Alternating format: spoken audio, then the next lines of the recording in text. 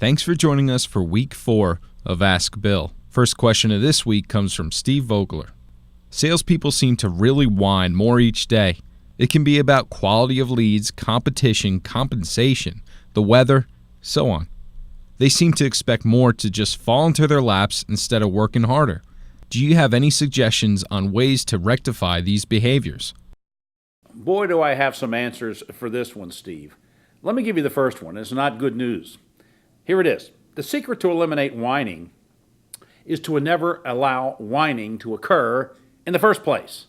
Now, here's the problem. The toothpaste is already out of the tube. So, in the case where it's out of the tube, let me give you the bad news. You're going to need to face this issue. And you're going to need to face this issue sometimes in a group setting, sometimes in an individual setting.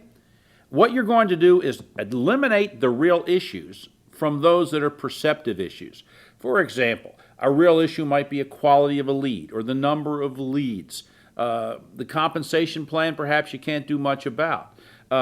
People talking about the competition. Most of the things that comes from competition, sour grapes, it travels over the grapevine and it's just sour.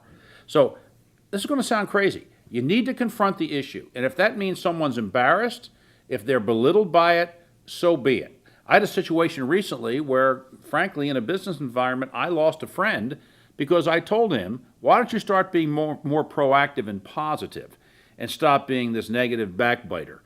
And frankly, I was just as happy to confront the issue because I'm not going to let the inmates run the asylum. What you want to do is understand some recent research was done, and here was the research. What it said was a positive, buoyant attitude is not what's important. What's important is the elimination of a negative attitude. And the problem you have with the whining and the moaning and the crowing is that it creates a culture, and that culture in your environment is one of negativity, and that becomes easily communicated. You need to have regular sales meetings and allow these salespeople to expunge their pain. Be non-judgmental. Don't come down on them. You need to find things out. If you're hearing something, say, one of the things that I heard that's happening is a complaint about this or a complaint about that. Have the facts. If someone's complaining about leads, you need to know what percentage of the leads absolutely close. You need to know how many of them buy over a long period of time. You need to cite success stories that came from those leads. Deal with the issues as they come up. Now, in terms of compensation, perhaps you need to be the ombudsman for the entire sales force. If enough people complain about it, there's a problem. But then you need to get the facts and you need to deal with it. The bottom line is you can't create a dependent society. And you have to stop this stuff.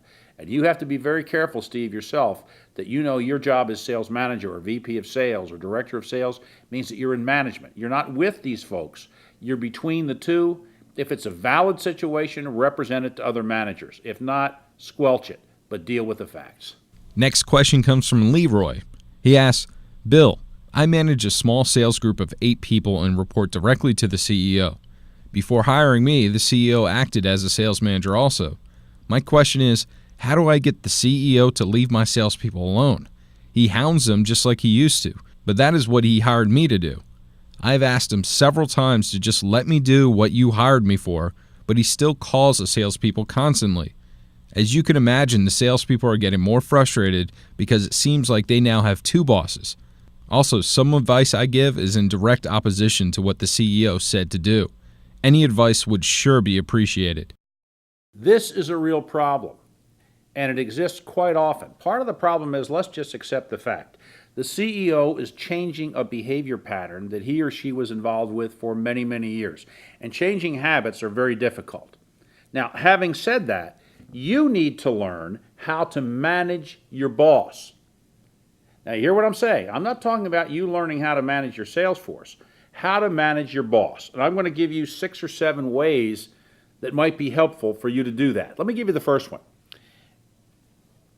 You need to find out from your boss, what phase of the sales process do you want me to handle?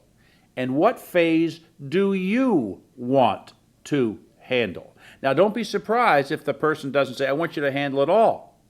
And then what you need to be able to do is to come back and say, okay, if that's the case, one of the things that's happening is I'm getting some feedback that this or that is happening.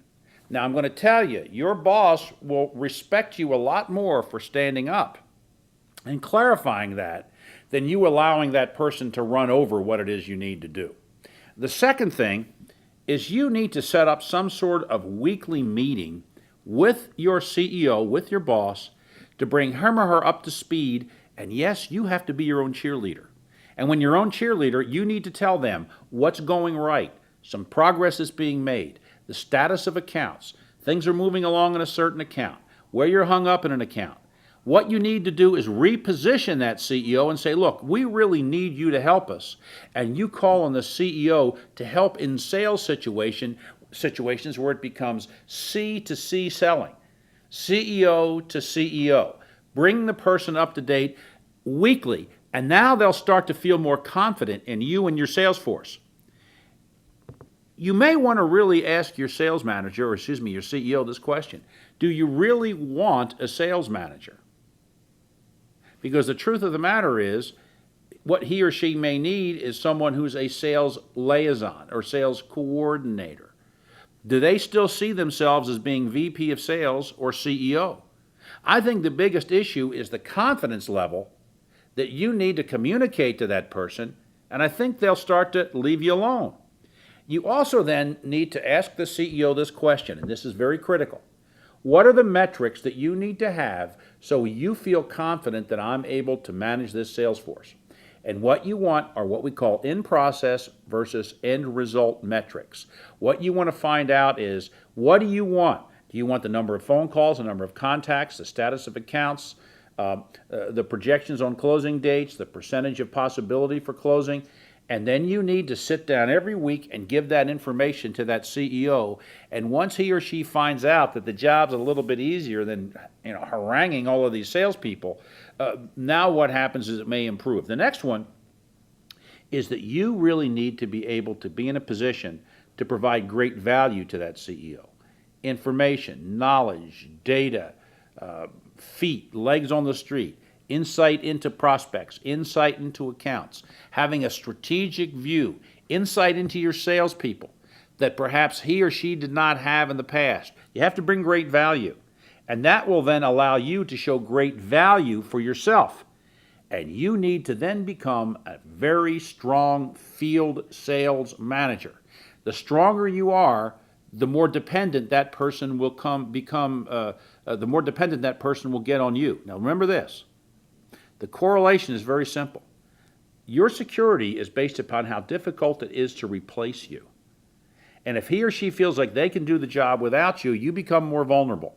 So here are 6, 7, 8 strategies that I think if you'll implement them may help you a great deal to manage your boss.